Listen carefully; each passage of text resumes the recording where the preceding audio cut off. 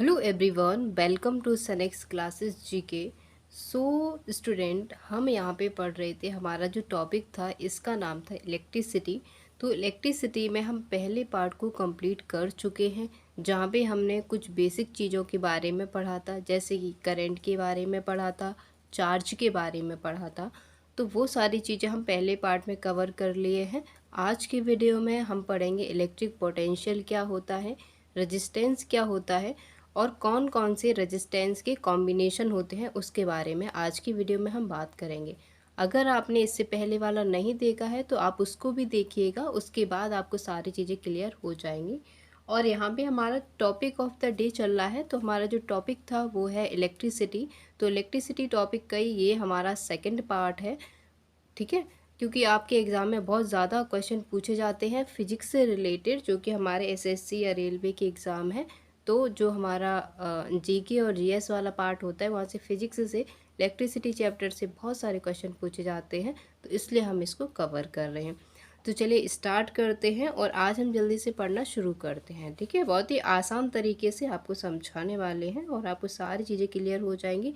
और हाँ, बीच बीच में ये भी बताते रहेंगे कि कौन से क्वेश्चन, किस तरीके के क्वेश्चन आपके लिए इम्पॉर्टेंट है परीक्षा के लिए। ओके, तो चलिए अब हम पढ़ते हैं इलेक्ट्रिक पोटेंशियल। तो इलेक्ट्रिक पोटेंशियल क्या होता है? The potential at any point is defined as the work done in bringing a unit positive charge from infinity to that point. देखिए, इसका मतलब क्या हुआ? इसका मतलब ये हुआ कि हमारे पास कोई एक चार्ज है, ठीक है।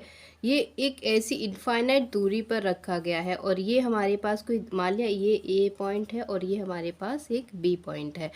तो हमें क्या करना है कि एक चार्ज को एक इनफाइनाइट दूरी का मतलब होता है, डिस्टेंस का मतलब है कि बहुत दूर रखा हुआ है, वहाँ से यहाँ तक, ए पॉइंट से बी पॉइंट तक लाने में किया गया जो कार्य है, किया गया जो वर्क डन है, उसी को कहा जाता है इलेक्ट्रिक पोटेंशियल, ठीक है। तो क्या हो जाए? Potential at any point define as work done in bringing a unit positive charge from infinity to that point, ठीक है।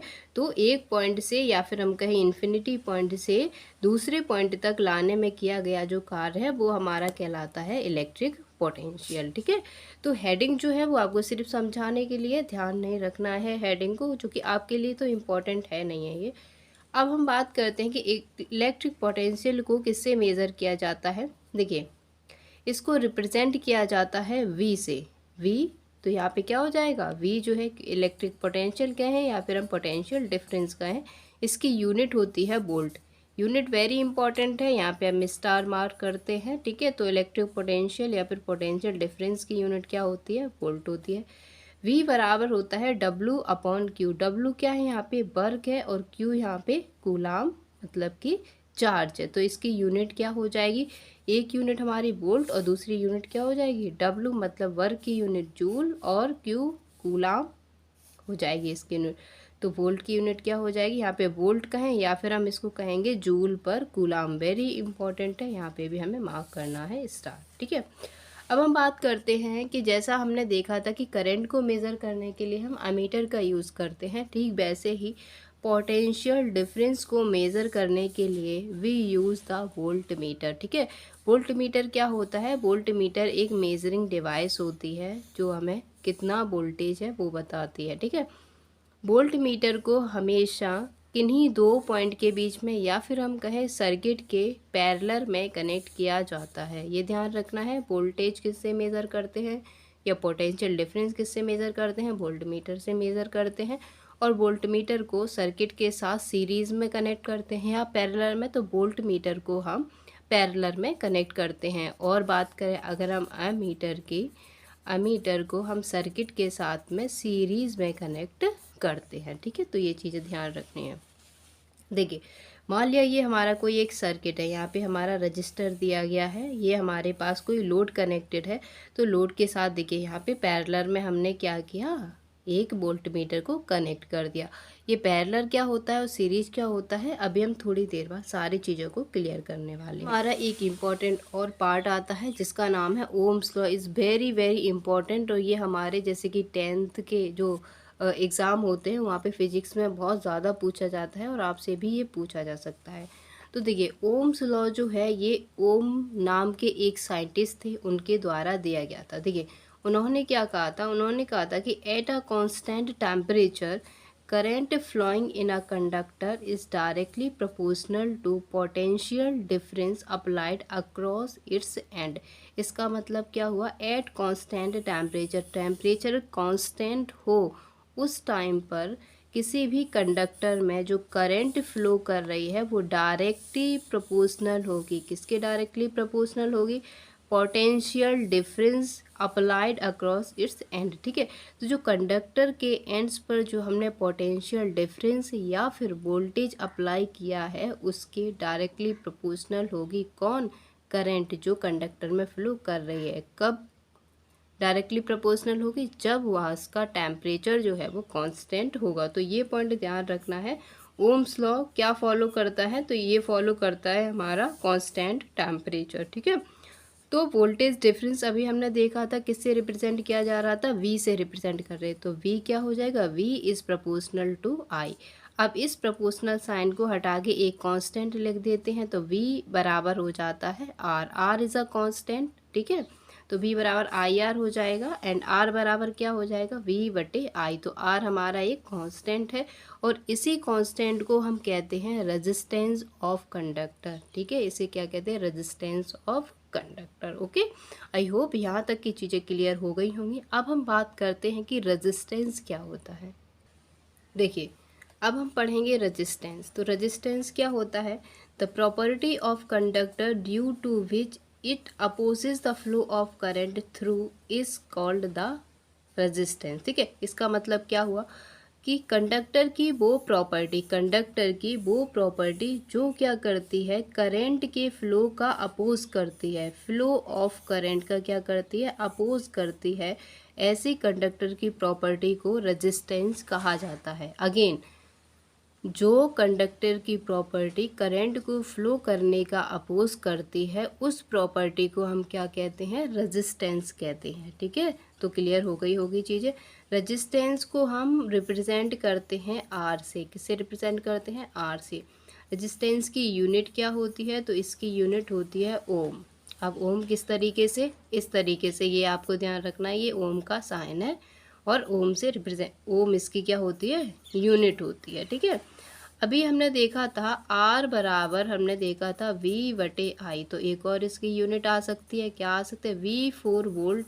ठीक है, और I करंट की यूनिट क्या थी, एम्पियर थी। क्या थी, एम्पियर थी। तो क्या हो जाएगा, वोल्ट पर एम्पियर भी इसकी एक यूनिट बन जाएगी। ठीक है, तो यहाँ पे हम क्या हो जाएगा, यूनिट ओम हो जाएगी और ये वोल्ट पर एम्पियर।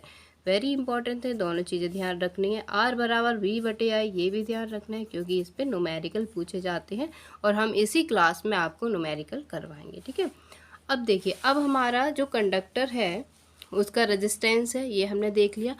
अब वो कौन कौन से फैक्टर हैं जिस पर कंडक्टर का रेजिस्टेंस डिपेंड करता है। अगर हम उन फैक्टर को बदलते हैं तो कंडक्टर का रेजिस्टेंस भी बदल जाएगा। तो उस फैक्टर के बारे में बात करेंगे। तो factor affecting resistance of conductor, तो यहाँ पे देखिए, यहाँ पे हमारे कुछ 3 फैक्टर होते हैं, जैसे कि resistance is directly proportional to the length of conductor या फिर लेंथ ऑफ वायर। तो रेजिस्टेंस वायर की लेंथ के प्रोपोर्शनल होता है। एक फैक्टर ये है, अगर हम लेंथ को चेंज करेंगे तो रेजिस्टेंस चेंज हमारा हो जाएगा। दूसरा आता है resistance inversely proportional to the area of conductor या एरिया ऑफ वायर। अगर हम एरिया को चेंज करते हैं तब हमारा रेजिस्टेंस चेंज हो जाएगा। तो इन दोनों को मिला के हम क्या लिखेंगे, R proportional to L upon A। इस प्रोपोर्शनल का साइन हटा के जो कोई कांस्टेंट है हम लगा देते हैं रो। तो R बराबर होता है रो। ठीक है, इसको हम क्या कहेंगे, रो। इस तरीके से ध्यान रखिएगा, L/A। ओके, तो रो क्या है, रो जो है वो रजिस्टिविटी होती है या फिर हम इसको कह सकते हैं स्पेसिफिक रेजिस्टेंस होता है। और ये जो रजिस्टिविटी है वायर की रजिस्टिविटी है और ये डिपेंड किस पे करती है, तो ये हमेशा कंडक्टर के मटेरियल पे डिपेंड करती है। अगेन इम्पॉर्टेंट क्वेश्चन है कि रजिस्टिविटी किस पे डिपेंड करती है, तो ये रेजिस्टेंस पर डिपेंड नहीं करती, लेंथ और एरिया पर डिपेंड नहीं करती, ये सिर्फ डिपेंड करती है कंडक्टर के मटेरियल पर।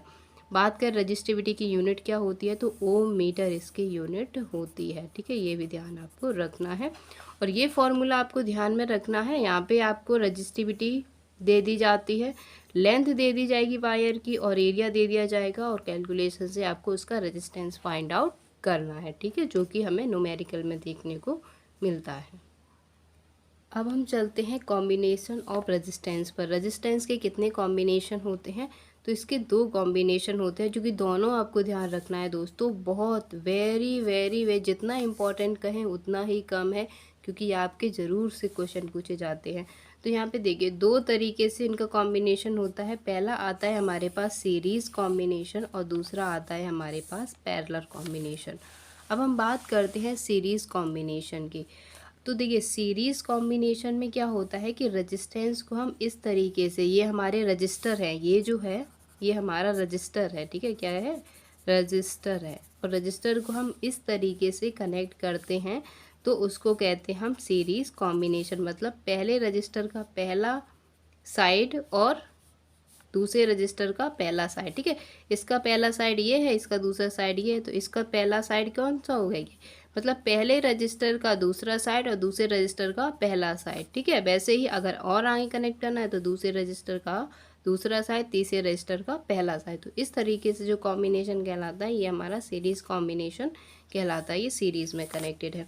अब एक चीज़ आपको ध्यान रखनी है कि सीरीज़ में क्या होता है, सीरीज़ में हमारा करंट सेम रहता है और वोल्टेज डिवाइड होता है। सेम का मतलब अगर यहाँ से हमारा करंट आई जा रहा है तो इसमें आई जाएगा, इसमें आई जाएगा, पूरे में करंट आई ही फ्लो होगा।